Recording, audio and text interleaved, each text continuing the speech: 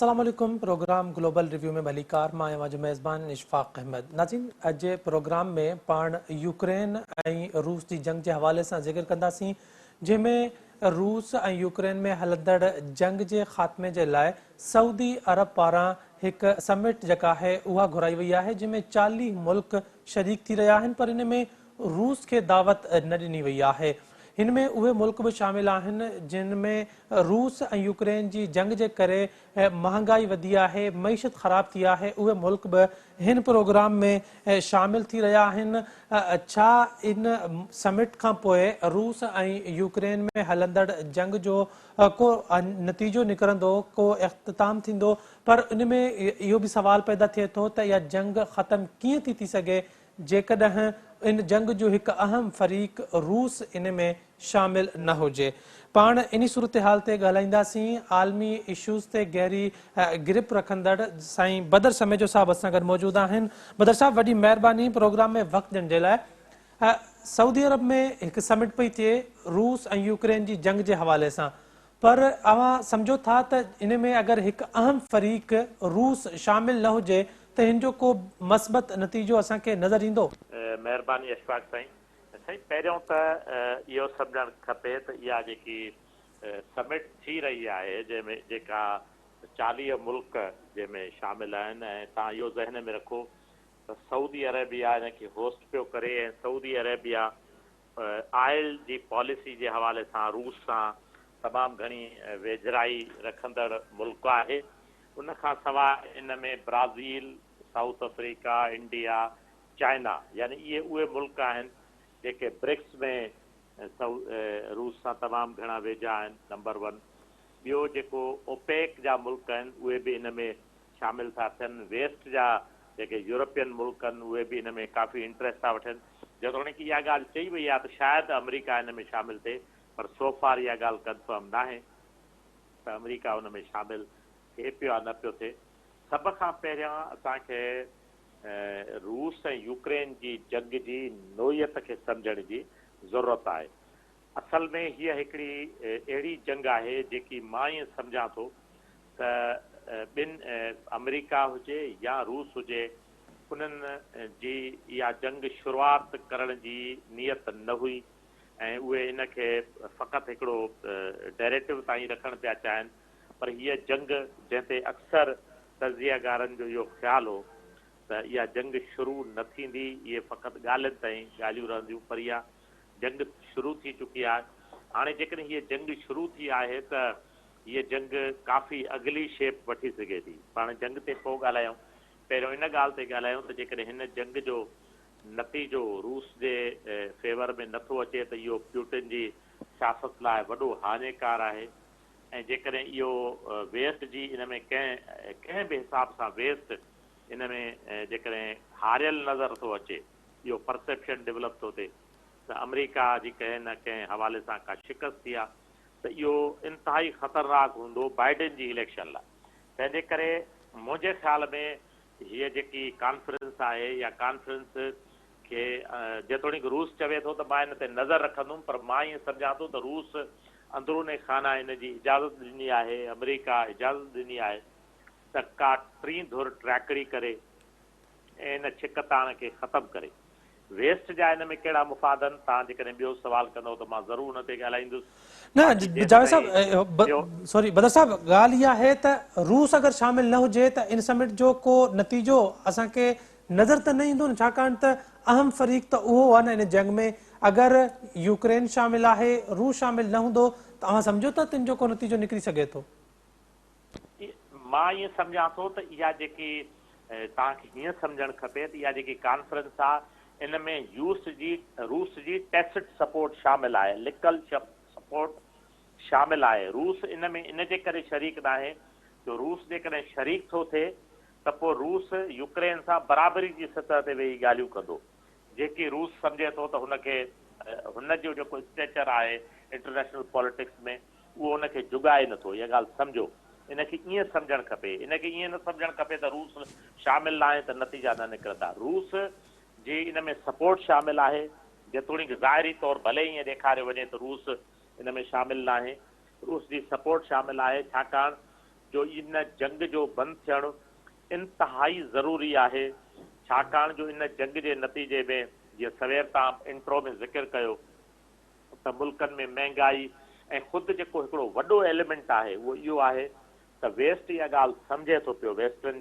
जेके कंट्रीज़ आहिनि specially Europe जी मां ॻाल्हि पियो कयां, उहा इहा ॻाल्हि सम्झे थो त कंहिं बि क़िस्म जो मिसहैप जेकॾहिं थिए थो त उनजो कोलेट्रल डैमेज वेस्ट खे थींदो, यूरोप खे थींदो, जर्मनी खे थींदो, फ्रांस खे थींदो। तंहिंजे करे उहे क़तनि इहो नथा चाहिनि त कंहिं बि तरीक़े सां को अहिड़ो मिसहैप थिए जेको जंग में मुमकिन हूंदो आहे, थी वेंदा आहिनि, जो उनजो नुक़सानु थिए। ऐं ॿियो तव्हांखे इहो मां ॿुधायां त ज़ेलेंस्की जेतोणीकि पाण हिमसेल्फ इज़ अ जू, पर हुनखे जेके हुन जा सलाहकार आहिनि उहे नाज़ी ख़्याल जा माण्हू आहिनि, नंबर 1। नंबर 2, अमेरिका तमामु वॾो या नेटो तमामु वॾो असलो यूक्रेन खे पहुचायो आहे, यानी उहो असलो अहिड़ो बि आहे थी सघे थो जेको यूक्रेन जी कैपेबिलिटी न आहे उनखे इस्तेमालु करण जी। तंहिंजे लाइ उनखे हैंडलर्स जेके आहिनि उनखे हलाइण वारा पोलैंड में जमा कया विया।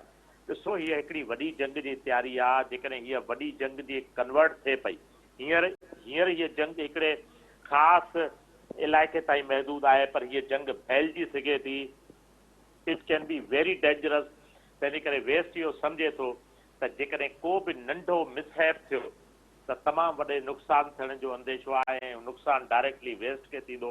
इन जे करे सऊदी अरब खे अमेरिका ऐं रूस ॿिन्हिनि कंहिं न कंहिं तरीक़े सां इन कॉन्फ्रेंस खे होस्ट करण जी जीअं चइजे रिक्वेस्ट कई आहे, ऐं त इनखे जंग खे कंहिं अहिड़े नमूने ख़तमु कयो वञे त जीअं उन में लॻे त न अमेरिका जी हार थी आहे न रूस जी। जी बदर साहब, सऊदी अरब खे इन मेज़बानी में कहिड़ो फ़ाइदो थींदो या सऊदी अरब खे इन जंग खे ख़तमु कराइण मां कहिड़ो फ़ाइदो थींदो? इहा आहे त सऊदी अरब खे जंग खे बंदि कराइण में MBS जो जेतिरो क़दु वधंदो। ॾिसो, इंटरनेशनल पॉलिटिक्स में जेके माण्हू ट्रैकड़ी कंदा आहिनि न अशफाक साईं, उन्हनि जो क़दु वॾो थींदो आहे। मिसाल जे कॾहिं चाइना अचे थी, ज़ी अचे थो ट्रैकड़ी करणु बिटवीन ईरान ऐं सऊदी अरेबिया, त तव्हां उनजो असरु ॾिसो। जेतोणीकि उन जा इकोनॉमिकल मामला बि हुआ, इकोनॉमी जा मामला बि हुया, सी पैक जा मामला बि हुया, सभु कुझु हुया, पर उन खां सवाइ उनजो जेको पॉलिटिकल इफेक्ट हो उहो केॾो जाइगेंटिक हो।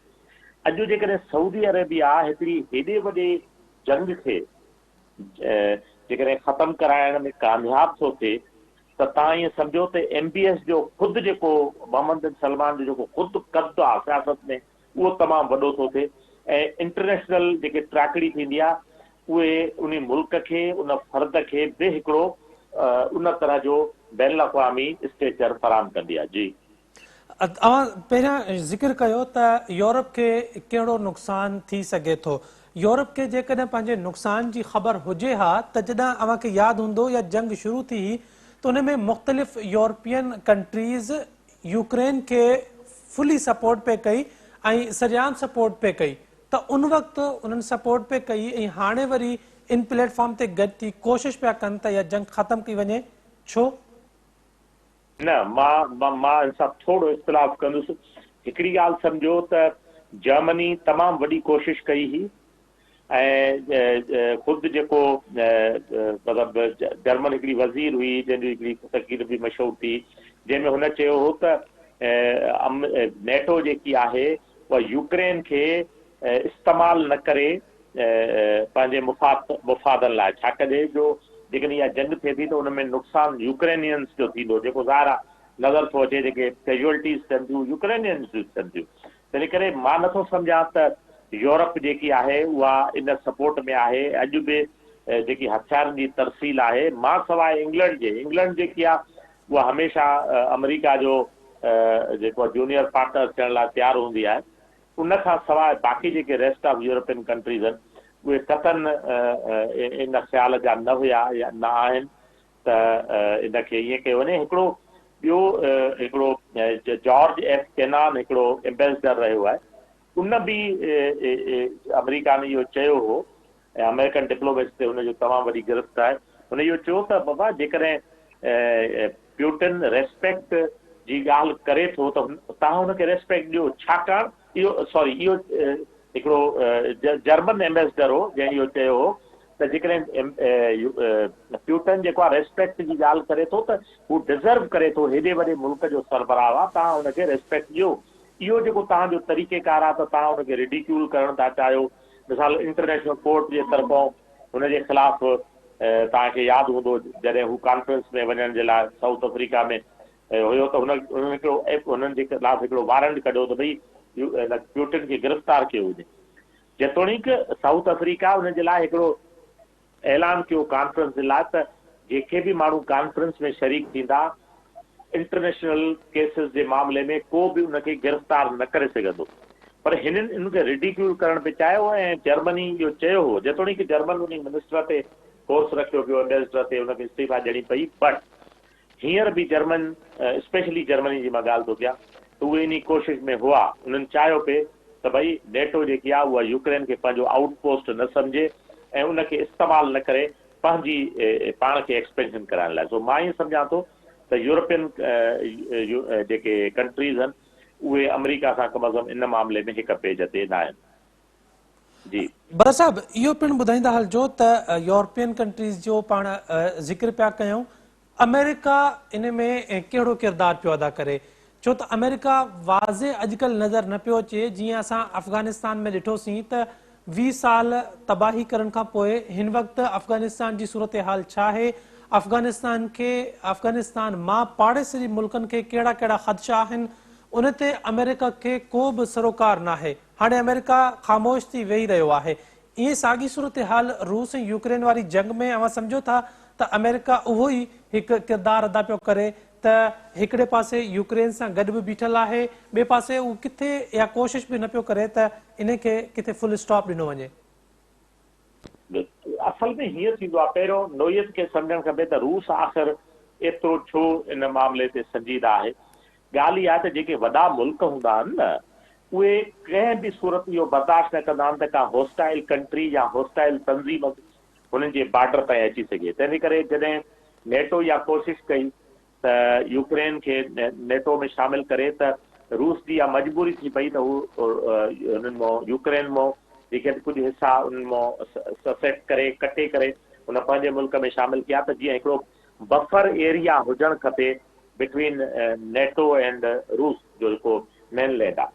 छाकाणि जो जॾहिं हिकिड़ो दफ़ो क्रूशेफ मिज़ाइल नसब कया हुया क्यूबा में 1962 में जेके क्यूबा मिसल क्राइसिस सॾिबो आहे, तॾहिं ऑलमोस्ट जंग जी वर्ज ते पहुची वियो अमेरिका ऐं तंहिं ज़माने जो USSR। छाकाणि जो अमेरिका इहो बर्दाश्त न पई करे त को होस्टाइल मुल्क हुनजे बॉर्डर जे वेझो मिज़ाइल नसब करे या हुनजी फोर्सिस उते वेठी हुजनि। त इहो कीअं मुमकिन आहे त हाणे रूस बर्दाश्त कंदो त यूक्रेन में नेटो जा फोर्सिस वेठा हुजनि।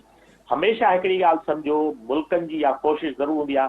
तव्हां जेको कराक्रम हाईवे जो साईं नालो ॿुधंदा आहियो, या कराक्रम हाईवे ब्रिटिश तंहिं ज़माने जी ब्रिटिश सरकार या इन जे लाइ ठाही त चाइना में इन रोड पैदा कया वञनि, चाइना जे वेझो हू पंहिंजी फोर्स रखी सघनि। अॼु बि जेकॾहिं साउथ पैसिफिक जेको सी आहे उन में जेके चाइना जे वेझो हुन आहे उते अमरीकी ॿेड़ा छो हूंदा आहिनि? इन जे लाइ त जीअं चाइना ते हू नज़र रखी सघनि ऐं चाइना इज़ ऑलवेज एक्टिव। त इन तरह जो को बि मामिलो जीअं ताइवान जो मामिलो आहे, हांगकांग जा जेके बि मामला आहिनि, इन जॻह ते चाइना जी कोशिशि हूंदी आहे त को बि असांजे मुल्क जे वेझो के बि होस्टाइल फोर्सिस न हुजनि। त रूस न बर्दाश्त कंदो। बाक़ी जेको तव्हांजो सुवालु आहे त अमेरिका ईअं, मां ईअं सम्झां थो त अमेरिका में हाणे दुनिया में फ़ौज न मोकिलिबी आहे। उहो ज़मानो गुज़री वियो, वियतनाम वारो ज़मानो न आहे। जॾहिं वियतनाम में वार थी हुई ऐं उन खां बाद में जेके बॉडी बैग जेके चवंदा आहिनि, जॾहिं सोल्जर्स जा वापसि विया त अमेरिका में हिकिड़ी तमामु वॾी तहरीक उथी हुई ऐं हाणे अमेरिका हुन जो मुतहमिल न आहे त एॾी तहरीक बर्दाश्त करे सघे। तंहिंजे करे हाणे हू मर्सनरीज़ खे इस्तेमालु कंदा आहिनि या टेक्नोलॉजी खे इस्तेमालु कंदा आहिनि। हमेशह इहो ज़हन में रखो त अमेरिका टेक्नोलॉजी जी बुनियाद ते दुनिया में जेके बि इंटरफेरेंस कई आहे टेक्नोलॉजी बुनियाद ते कई आहे। ऐं जेकॾहिं जंहिं जॻह ते इहे टेक्नोलॉजी इस्तेमालु पई थिए it is middle of Europe. ऐं थोरो बि इन में जेकॾहिं को मिसहैप थींदो जीअं मां सवेर ज़िक्र करियो त उहो यूरोप खे डायरेक्टली डैमेज कंदो। तंहिं करे मां नथो सम्झां अफ़गानिस्तान ॿी कंहिं जॻह ते हुयो, अफ़गानिस्तान जंहिं जॻह ते हुयो उन जॻह ते यूरोप न हुयो। तंहिं करे हाणे ही यूक्रेन जंहिं जॻह ते आहे इहो यूरोप आहे। एतिरी जंग फ्लेयरअप न थींदी। ऐं मां इहा जेकी होस्ट पई थी करे सऊदी अरेबिया, ॾिसो ख़ाशगी जे मर्डर खां पोइ शायदि 16-17 में थियो हुयो, ख़ाशगी जे मर्डर खां पोइ मोहम्मद बिन सलमान तमामु मोरली डाउन थी वियो। So this is time of for MBS त हू पॉलिटिकली पंहिंजो कदु वधाए ऐं हू वधाइण जी कोशिशि करे पियो। ऐं मां ईअं बि सम्झां थो त हीअ जेकी कॉन्फ्रेंस आहे इहा हिकिड़ी तरह जी कोशिशि आहे, इनडायरेक्ट कोशिशि आहे अमेरिका जी, इनडायरेक्ट कोशिशि आहे सऊदी अरेबिया जी, इनडायरेक्ट कोशिशि आहे चाइना जी त जंग खे ख़तमु कजे। ऐं ज़ेलेंस्की खे हू उते घुराइनि था, ज़ेलेंस्की खे हू के ख़ातिरियूं कराईंदा ऐं इन तरीक़े सां जेकी आहे हिते इहा छिकताण ख़तमु थियणु मुंहिंजे अंदाज़े मुताबिक़ ख़तमु थियणु वञे पई। जी बदर साहब, इहो ॿुधाइजो त अव्हां चओ पिया त व्लादिमीर ज़ेलेंस्की खे यकीन ॾियारियो वेंदो त जंग पोइ ख़तमु थी सघे थी।